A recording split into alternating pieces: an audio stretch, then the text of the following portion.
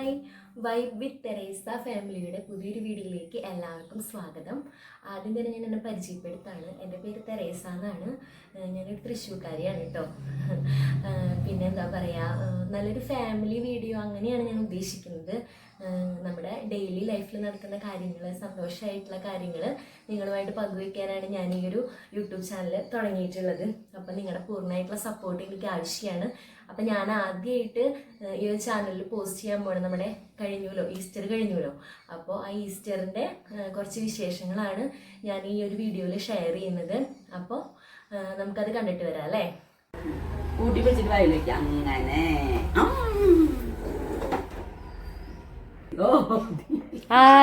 ആദ്യം ഒന്നും ഇങ്ങോട്ട് നോക്കൂ. ആദി ഉറക്കെ പറയും.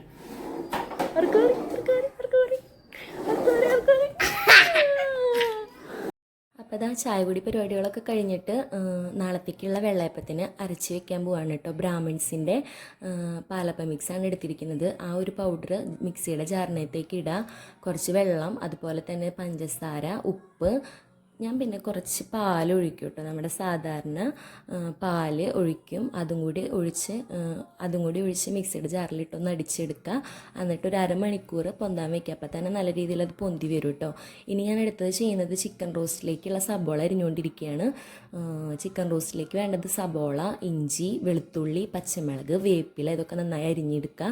പിന്നെ ഞാൻ ഉപ്പും മുളക് പൊടി, മഞ്ഞൾപ്പൊടി ഇതൊക്കെ ചേർത്തിട്ട് ചിക്കൻ മാഗ്നേറ്റ് ചെയ്തിട്ട് ഒന്ന് വറുത്തെടുത്ത് വെച്ചിട്ടുണ്ട്.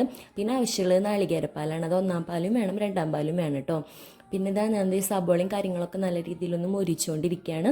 പിന്നെ ഈ ഒരു റെസിപ്പി എൻ്റെ ഇളക്കൽ മാത്രമേ ഉള്ളൂ. ഇത് അമ്മച്ചിയുടെ റെസിപ്പിയാണ്. അമ്മച്ചിയാണ് അത് വെക്കണത്. ഞാനിപ്പോൾ തൽക്കാലം ഒന്ന് ഇളക്കുന്നതെന്നുള്ളൂ. അമ്മച്ചിയാണ് കേട്ടോ ചിക്കൻ റോസ്റ്റ് ഉണ്ടാക്കിയിട്ടുണ്ടായിരുന്നത്. അമ്മച്ചിയുടെ കറിയൊക്കെ നല്ല ടേസ്റ്റാണ്. പ്രത്യേകിച്ച് ചിക്കൻ റോസ്റ്റ് അടിപൊളിയാണ് കേട്ടോ. പിന്നെ ഞാനല്ല അമ്മച്ചിയാണ് ഇട്ടുകൊണ്ടിരിക്കുന്നത്. സബോള ഞാൻ തക്കാളിയുടെ കാര്യം മറന്നുപോയി. ഒരു തക്കാളിയും കൂടി ഇതിനകത്ത് ചേർത്തിട്ടുണ്ട്. അത് നന്നായി മുരിഞ്ഞു വരുമ്പോൾ ഇനി ഇതിലേക്ക് മല്ലിപ്പൊടി, മുളക് പൊടി, മഞ്ഞൾപ്പൊടി, അതുപോലെ തന്നെ ഉപ്പ് ഇതെല്ലാം ചേർത്തിട്ട് ഒന്ന് ഇളക്കിട്ടോ. നല്ല രീതിയിൽ അതൊന്ന് മുരിഞ്ഞ് ആ ഒരു പച്ചക്കുത്തൊക്കെ മാറി വരണം. അങ്ങനെ അതൊന്ന് മുരിച്ചെടുക്കുന്നുണ്ട്. അതിനുശേഷം അമ്മിച്ചി ഇവിടെ ചേർക്കുന്നതാണ് ഒരല്പം പഞ്ചസാര ഇട്ട് കൊടുക്കും കേട്ടോ. അത് നല്ലതാണ്, കറികളിലേക്ക് നല്ല ടേസ്റ്റ് ആയിരിക്കും. പിന്നെ ചിക്കൻ ആ മസാല ഒന്ന് മൂത്ത് വന്നപ്പോൾ അതിനകത്തേക്ക് വറുത്ത് വെച്ചിരിക്കുന്ന ചിക്കൻ ചേർത്ത് കൊടുത്തിട്ടുണ്ട് കേട്ടോ. അപ്പോൾ ചിക്കനും കൂടി ഇട്ടിട്ട് നല്ല രീതിയിലൊന്ന് മിക്സ് ചെയ്തെടുക്കുകയാണ്. ആ മിക്സ് ചെയ്ത ആ ഒരു ചിക്കനിലേക്ക് നമ്മൾ തയ്യാറാക്കി വെച്ചിരിക്കുന്ന 2-ാം പാലുണ്ടല്ലോ, അതൊന്ന് ചേർത്ത് കൊടുക്കുക. അപ്പോൾ ആ 2-ാം പാലിൽ കിടന്നിട്ട് അതൊന്ന് സെറ്റായി വരുമ്പോൾ അതിനകത്തേക്ക് കുറച്ച് മല്ലിയില വിതറി കൊടുക്കുക. മല്ലിയില മസ്റ്റായിട്ടുള്ള സംഭവമാണ് കേട്ടോ. നമുക്ക് ചിക്കൻ കറി നല്ല രീതിയിൽ വരണമെങ്കിൽ മല്ലിയില എന്തായാലും വേണം. എന്നാലും നല്ലൊരു മണമൊക്കെ വരുള്ളൂ. ഞങ്ങൾക്ക് ഇവിടെ ഭയങ്കര ഇഷ്ടമാണ് കേട്ടോ. ചിലവർക്ക് അതിൻ്റെ കുത്ത് പറ്റില്ല എന്ന് പറയണത് കേട്ടിട്ടുണ്ട്. ഇവിടെ എല്ലാവർക്കും ഭയങ്കര ഇഷ്ടമാണ്. എൻ്റെ അനിയനൊന്നും മല്ലിയിലയുടെ ഒരു ഇത് ഇഷ്ടമല്ല കേട്ടോ, പക്ഷേ എനിക്ക് ഭയങ്കര ഇഷ്ടമാണ്. ഇനി അതിലേക്ക് കുറച്ച് നല്ല പാൽ ഒഴിച്ചു കൊടുത്തു. അതായത് നമ്മുടെ നാളികേരത്തിൻ്റെ 1-ാം പാൽ ചേർത്ത് കൊടുത്തു കേട്ടോ. ഇനി കരുതി നല്ല രീതിയിലൊന്ന് സെറ്റായിട്ട് വരുന്നുണ്ട് കേട്ടോ. നല്ല രീതിയിലൊന്ന് ഇളക്കി കൊടുക്കുന്നുണ്ട്. ആഹാ, അപ്പോൾ ആ ഒരു സൗണ്ടൊക്കെ കേട്ടില്ലേ ചിക്കൻ കറി തിളയ്ക്കുന്നതിൻ്റെ. അങ്ങനെ ചിക്കൻ കറി സെറ്റായിട്ടുണ്ട്. ഇനിതാ ബിരിയാണി വയ്ക്കാൻ പോവാണ്. ബിരിയാണിക്ക് വേണ്ടിയിട്ട് ഞാനിവിടെ എടുത്തിരിക്കുന്നത് ഡബിൾ ഹോഴ്സിൻ്റെ ജീരകശാല റൈസാണ്. അപ്പോൾ 1 കപ്പ് അരിയാണ് ഞാൻ എടുത്തിരിക്കുന്നത്. ഇവിടെ ഞങ്ങൾ 3 പേരുള്ളൂ. ഇപ്പോൾ ഉണ്ണീനെ അതുതന്നെ കൂട്ടേണ്ട കാര്യമില്ല. ഞാനും അമ്മിച്ചിയും അത്ര മാത്രം. അപ്പോൾ 2 പേർക്കൊരു കപ്പ് അരി തന്നെ നമുക്ക് 2 ദിവസത്തേക്ക് ഉണ്ടാവും കേട്ടോ. 2 നേരം വെച്ചിട്ട് 4 നേരം കഴിക്കാം 2 ദിവസം. അങ്ങനെ ഉണ്ടാവും. ഞങ്ങൾ ഇവിടെ കാലത്തും വൈകുന്നേരം ഞങ്ങൾ പലഹാരമായിരിക്കും കേട്ടോ കഴിക്കുക. ഉച്ചയ്ക്ക് മാത്രമാണ് നമ്മൾ റൈസ് കഴിക്കുകയുള്ളൂ. അപ്പോൾ ആ ഒരു റൈസ് എന്താ പറയുക, ജീരകശാല റൈസ് നല്ല രീതിയിൽ കഴുകി വൃത്തിയാക്കി ഒരു അരമണിക്കൂർ കുതിർക്കാൻ വെച്ചിട്ടുണ്ട് കേട്ടോ. ഇനി ഞാൻ അടുത്തത് ചെയ്യുന്നത് സബോള അരിഞ്ഞുകൊണ്ടിരിക്കുകയാണ്. സബോള നമുക്ക് വറുത്തെടുക്കണമല്ലോ, നമുക്ക് ബിരിയാണിക്ക് ടോപ്പിങ്സ് ആയിട്ട് ചേർക്കണം. അതുപോലെ തന്നെ ബിരിയാണി വഴറ്റുമ്പോൾ, അതായത് മസാല വഴറ്റുമ്പോൾ ഞാൻ കുറച്ച് വെളുത്തുള്ളി, ഇഞ്ചി, അതുപോലെ തന്നെ സബോളയും കൂടി ഇട്ടിട്ടാണ് മസാലയോടൊപ്പം വഴറ്റിയിട്ടാണ് ഞാൻ ഉണ്ടാക്കാറ് കേട്ടോ.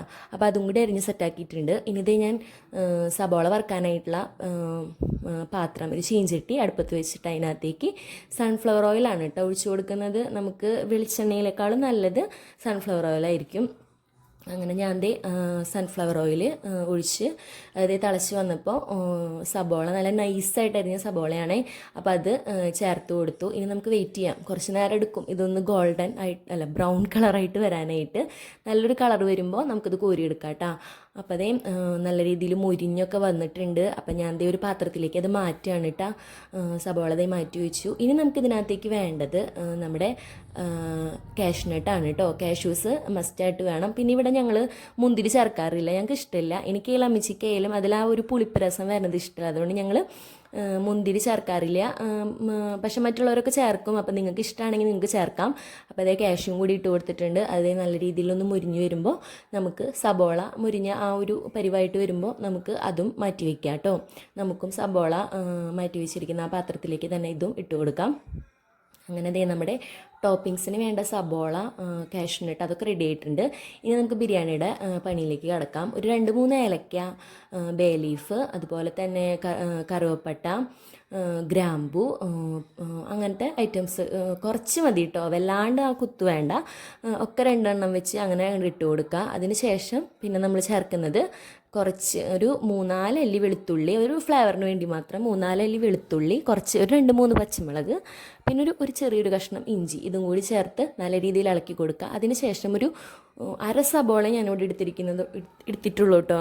അങ്ങനെ കൂടുതലായിട്ടൊന്നും വേണ്ട, ഒരു പേരിന് ഒരു മണത്തിന് വേണ്ടിയിട്ട് മാത്രം ഒരു അര സബോളയും കൂടി ഇതിനകത്തേക്ക് ഞാൻ ചേർത്ത് കൊടുക്കുന്നുണ്ട് കേട്ടോ.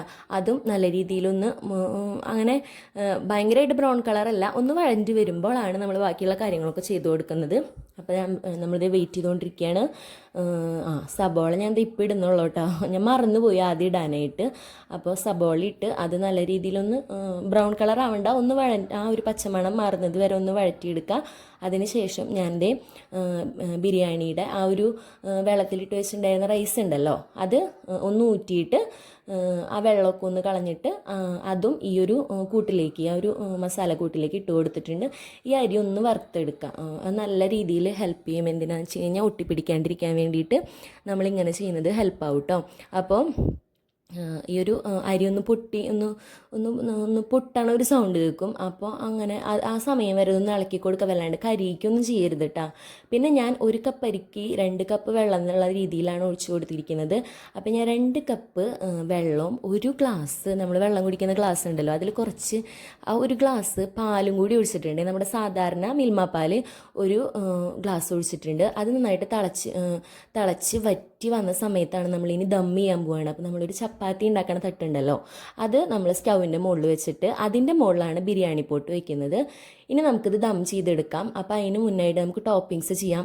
അപ്പോൾ ആദ്യം തന്നെ ഞാൻ ഇതിലേക്ക് ഒഴിച്ചിരിക്കുന്നത്, നമ്മൾ ഉണ്ടാക്കി വെച്ചിരിക്കുന്ന ചിക്കൻ കറി ഉണ്ടല്ലോ, ആ ചിക്കൻ കറിയുടെ മുകളിൽ എണ്ണ തെളിഞ്ഞു വരും. നമ്മൾ ഉണ്ടാക്കിയ ചിക്കൻ കറിയുടെ വെളിച്ചെണ്ണ, അതുപോലെ ആ നെയ്യൊക്കെ ഇങ്ങനെ തെളിഞ്ഞു വരുമ്പോൾ ആ നെയ്യ് കുറച്ച്, ആ ഒരു വെളിച്ചെണ്ണ കുറച്ച് ഇതിലേക്ക് ഒഴിച്ചിട്ടുണ്ട്, ഒരു ഫ്ലേവറിന് വേണ്ടിയിട്ടാണ്. പിന്നെ ഞാൻ എടുത്തിരിക്കുന്നത് ബിരിയാണി എസൻസും അതുപോലെ തന്നെ കുറച്ച് മഞ്ഞൾപ്പൊടി, അതേപോലെ കുറച്ച് വെള്ളത്തിൽ മിക്സ് ചെയ്തിട്ട് അതും ഒഴിക്കുന്നുണ്ട്. പിന്നെ നമ്മൾ വറുത്ത് വെച്ചിരിക്കുന്ന കാര്യങ്ങളൊക്കെ ഇതിന് മുകളിലേക്ക് ചേർത്ത് കൊടുക്കുക. പിന്നെ ഞാൻ എടുത്തിരിക്കുന്നത് പുതിനയിലയും മല്ലിയിലയാണ്, അത് മസ്റ്റാണ്, അത് മറക്കരുത്. എനിക്കിഷ്ടമായതുകൊണ്ടാണ്, പക്ഷെ അത് വരുമ്പോൾ ഒരു ടേസ്റ്റാണ്, നിങ്ങളൊന്ന് ട്രൈ ചെയ്ത് നോക്ക് കേട്ടോ. അപ്പോൾ അങ്ങനെ അത് സെറ്റായിട്ടുണ്ട്. പിന്നെ ഞാൻ സാലഡ്, ഇവിടെ സർലാസ് എന്നാണ് പറയാം കേട്ടോ. അപ്പോൾ നമ്മുടെ സർലാസ് റെഡി ആയിട്ടുണ്ട്.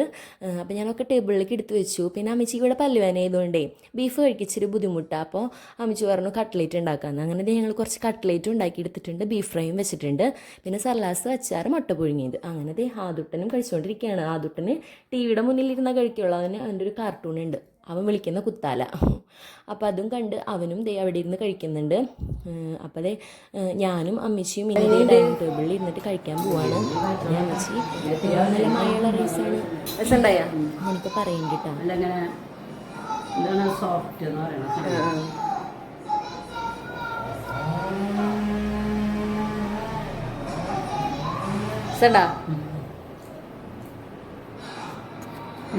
നന്നായിണ്ട്. അപ്പോൾ അതേ നമ്മുടെ ബിരിയാണി സെറ്റായിട്ടുണ്ട്. അമ്മച്ചിക്ക് ഭയങ്കര ഇഷ്ടമായെന്ന് പറഞ്ഞു. ഞാൻ പറഞ്ഞില്ലേ പാലൊഴിച്ചത് കൊണ്ടാണ് കേട്ടോ അത് ടേസ്റ്റ് വന്നത്. ഞാൻ ആദ്യമായിട്ട് അങ്ങനെ ഒഴിച്ചിട്ട് ഉണ്ടാക്കുന്നത്. അപ്പോഴത്തേക്ക് ഞാനും കഴിക്കാൻ പോവാണ് കേട്ടോ. എനിക്കും ഭയങ്കര ഇഷ്ടമായേ. ഞാനും നല്ല രീതിയിൽ വയറ് പൊട്ടണ പോലെ കഴിച്ചിട്ടുണ്ട്.